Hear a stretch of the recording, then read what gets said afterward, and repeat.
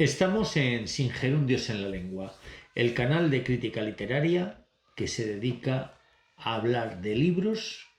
que me han conmovido y me han elegido como lector.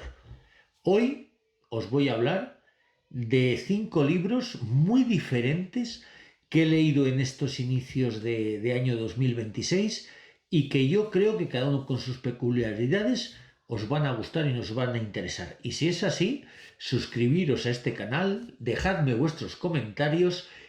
o decid si os gusta o no. Y últimamente siempre hago, para empezar, me apoyo en algún comentario. Hoy os voy a responder a otro comentario que también me ha hecho gente en las últimas semanas. Hay gente que no se cree que yo me lea los libros. Hay gente que piensa que hago lo que hacen muchos críticos, que es tirar de internet, tirar de reseñas, tirar de información y con eso está todo hecho. No sé si se ve la cantidad de posit, de colorines, de notas que hay en estos libros. Yo soy una persona que cuando leía hace años y no me dedicaba a la crítica literaria, no dejaba mis libros a nadie, no hacía la más mínima anotación en un libro. Yo terminaba de leer los libros y los podría haber devuelto en muchos casos a las librerías como que estaban sin estrenar, de la pulcritud, el esmero, el cuidado que yo ponía a la hora de leer esos libros. Ahora los libros que leo los destrozo, los descuartizo, los lleno de marcas, los subrayo, pongo notas al margen o por encima de ellos, marco las erratas que encuentro, que en algunos libros son muy pocas y en otros, por desgracia, son abundantísimas. Y después voy marcando la cantidad de frases, de ideas, de sugerencias que esos libros me transmiten. Con lo cual podéis ver que nos encontramos ante libros que me han gustado mucho y han dado mucho de sí. Sin gerundios en la lengua, un espacio literario del crítico José Ignacio García. Os decía que os voy a hablar de 5 libros y 5 libros que son muy diferentes. Por ejemplo, el primero, Transilvania, de Luis Artigue. Luis Artigue es un genio de la literatura, un huracán desatado de creatividad y un provocador. No hace mucho asistí a una presentación de la novela en la Feria del Libro de Medina del Campo y bueno, la gente se rebullía en las butacas, en los asientos, escuchando los juicios que hacía sobre la literatura, sobre la diferencia entre el realismo y la fantasía, la ficción. Él siempre está a favor, por supuesto, de la fantasía y reniega un poco del realismo en la literatura. Y él, que hace unos años consiguió el premio Celsius, el prestigioso premio Celsius de literatura fantástica, con Donde siempre es medianoche, en esta novela, en Transilvania, publicada por el sello editorial leonés Eolas, nos habla del fenómeno de Donald Trump como gobernante, como magnate político, y al mismo tiempo nos habla de gánsteres, de vampiros, de la pugna de distintas personas que se quieren, digamos, adueñar de las posiciones sociales, económicas y políticas de una ciudad, y de dos mujeres, de dos antagonistas que de alguna manera lo van a dar todo a lo largo de la novela para salir triunfadoras. Es una novela divertidísima, intrigante, con una trama que no se puede abandonar durante la lectura, y es una novela que además tiene ese formato casi de fanzine, de la literatura de antes, que alguien que tenga 3, 4 horas libres un día, yo creo que la puede devorar, y digo devorar porque cuando empiece a leer no la va a poder abandonar.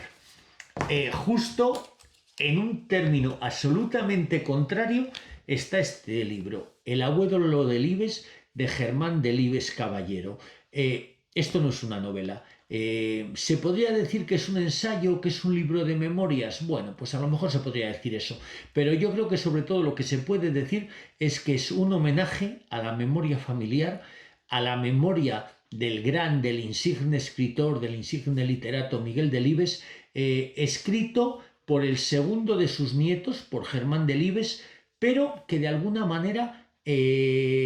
recoge recuerdos, emociones, sentimientos, anécdotas, travesuras y momentos míticos de todos los nietos de Delibes durante su infancia. Y aquí se pueden encontrar momentos determinantes de su vida, como la muerte de su esposa, como el momento de la concesión del premio Cervantes, de aquel momento en el que el diario El País le tentó hasta con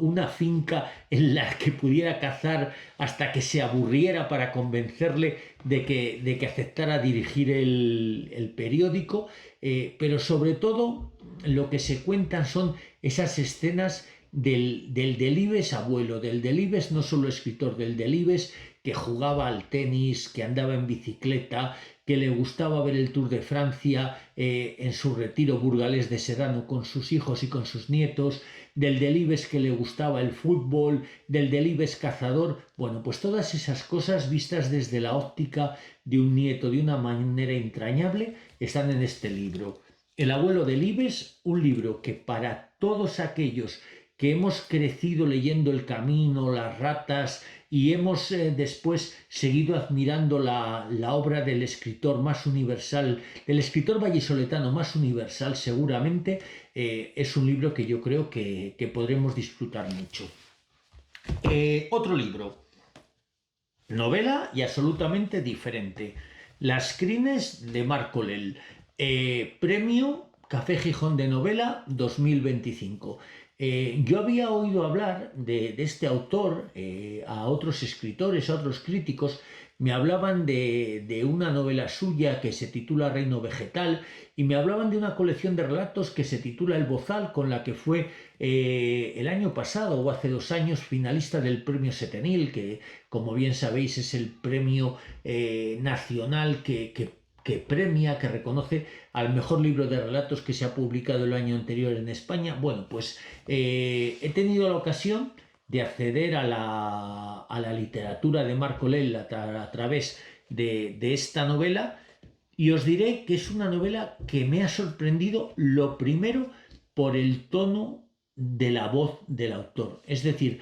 normalmente, por muy bien escritas que estén muchas obras, parece que nos están contando la misma historia de alguna manera y están muy bien escritas, pero nos dejan muy indiferentes. Marco Lel no nos deja indiferentes. Marco Lel nos cuenta la vida de un hombre que viaja a la Pampa Argentina desde España y cómo a través de un recurso epistolar a lo largo de toda la novela se va dirigiendo a la dueña de la hacienda en la que él reside durante ese viaje y le va contando lo que le ocurre en el viaje, las personas con las que entabla relaciones, las historias que van sucediendo, con un lenguaje, insisto, muy propio, muy personal, un lenguaje que llega, que lacera, yo creo, casi las vísceras del lector, y es una novela que trata muchísimo sobre la soledad, sobre la melancolía, sobre la búsqueda del yo interior, la verdadera identidad de las personas, y en las que después la vida y la muerte y la crueldad de la vida cotidiana están muy presentes, y es una novela muy breve pero muy intensa, como esos cafés expresos que después de tomártelos te dejan un sabor de boca excelente en el paladar. De alguna manera algo así nos ocurre con Las crines de Marco Lel, muy recomendable. Lo siguiente es un artefacto literario que funciona maravillosamente bien. Sospecho, supongo, que muchas y muchos tenéis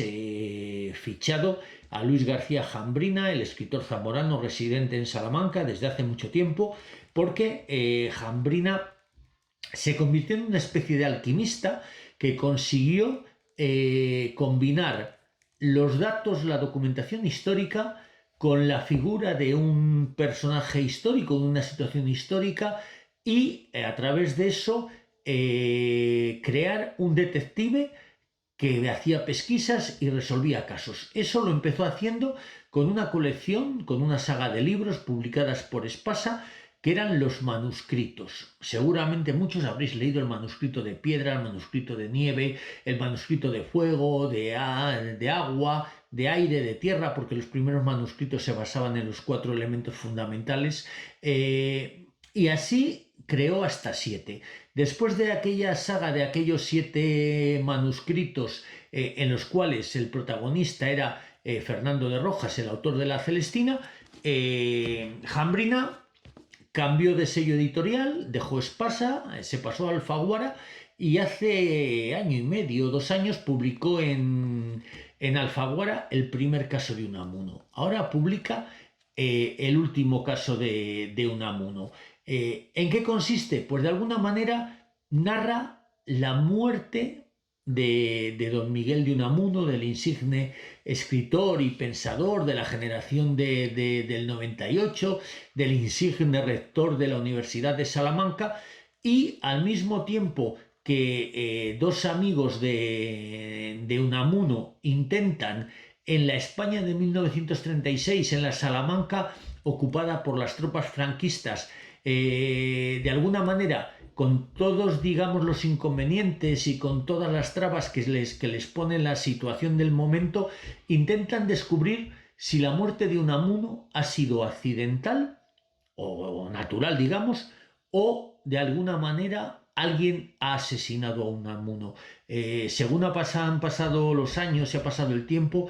cada vez hay una polémica abierta que dice que después de aquel momento en el que en el Paraninfo de la Universidad de Salamanca Unamuno se enfrentó a Millán Astray y a todo el aparataje, digamos, de los que entonces eran los revolucionarios, los que se habían levantado contra el gobierno de la nación, como que de alguna manera allí Unamuno firmó su sentencia de muerte y aunque luego después ya no volvió a salir de casa, hay quien defiende que Unamuno no murió, sino que entre comillas le murieron. Bueno, pues en la novela Unamuno, o mejor dicho, Jambrina, habla de esa muerte de Unamuno y de una trama previa que se produce unos meses antes en la cual es el propio Unamuno el que intenta resolver otra muerte, un ahorcamiento que presuntamente es un suicidio, pero que la viuda del muerto y Unamuno no lo tienen tan claro. De alguna manera son 2 situaciones paralelas que tienen mucho que ver y yo creo que el lector disfrutará mucho por lo que decía al principio, porque Jambrina es de estos escritores que ha conseguido la alquimia literaria, el mezclar la ficción con la realidad y con el documento histórico y que todo eso literariamente funcione. Un libro que va a resultar muy entretenido a quien lo quiera leer. Y para terminar, yo tengo mis debilidades como todo el mundo y uno de los escritores que me apasiona es Adolfo García Ortega. Adolfo García Ortega tiene novelas, ensayos, poesía, relato. Yo creo que su obra particular ronda los 50 títulos, aparte de que luego ha aparecido en cantidad de antologías y de libros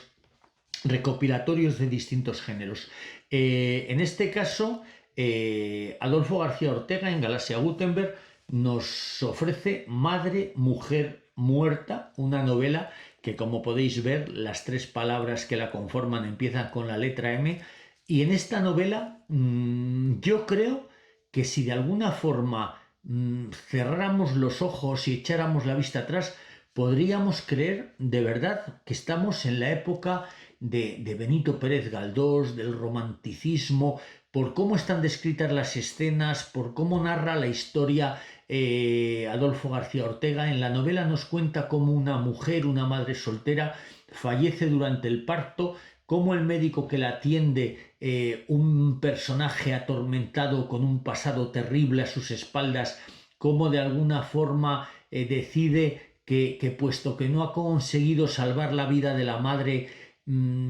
adopta a la niña, a la recién nacida, y al mismo tiempo emprende un viaje de búsqueda para encontrar al padre de la criatura y además de esa manera descubrir, adentrarse en el pasado de la madre, de la mujer, de la muerta. Es una novela extraordinaria. Yo mientras la leía, no sé, tenía la sensación de que iba a necesitar un bastón, una levita, una chistera para vestirme, porque me metí tanto, tanto, tanto en la historia que me parecía que había viajado a ese mundo que Adolfo recrea en la novela, un mundo que tiene que ver con la Valladolid